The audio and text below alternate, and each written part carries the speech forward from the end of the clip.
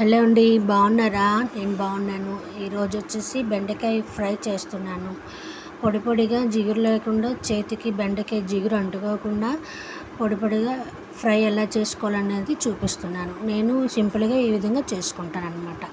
ఫస్ట్గా ప్యాన్ పెట్టుకొని అందులో ఆయిల్ వేసి అందులో మెంతి పౌడరు, పసుపు వేసుకొని తర్వాత ఆనియన్స్, గార్లిక్, ఆవాలు, జీలకర్ర, మినప్పప్పు, శనగపప్పు, ఎండుమిర్చి, కరివేపాకు, పోపు దినుసులు వేసుకొని బాగా ఫ్రై అయిన తర్వాత అందులోని బెండకాయ ముక్కలు తురిమి వేసుకోవాలి. బెండకాయలు అలా కలుపుతూనే ఉండాలి.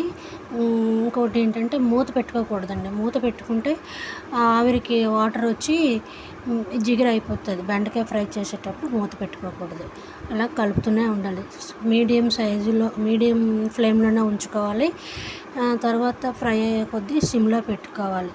బాగా దగ్గరికి అయిన తర్వాత ఇందులోని కొంచెం సాల్ట్, కారం వేసేసి బాగా కలుపుకోవాలి. దించే ముందు సాల్ట్, కారం వేసుకోవాలండి, ముందే వేసుకోకూడదు. చూడండి పొడి పొడిగా ఎంత బాగా వచ్చిందో బెండకాయ ఫ్రై. నేను ఈ విధంగా చేసుకుంటాను. అందరూ బాగున్నారు కదా? సబ్స్క్రైబ్ చేయండి, లైక్ చేయండి, షేర్ చేయండి, సపోర్ట్ చేయండి. Thank you for watching. చూడండి బెండకాయ ఫ్రై ఎంత బాగుందో, ఎలా ఉందో కామెంట్ చేయండి. Thank you for watching. Bye bye.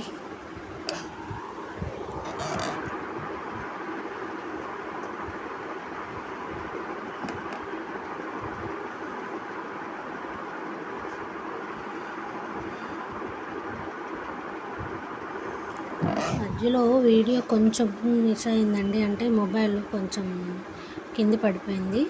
చూడండి, అయినా కూడా కర్రీ బాగానే వచ్చింది ఫైనల్లీ. చూడండి. థ్యాంక్ యూ అండి. Thank you.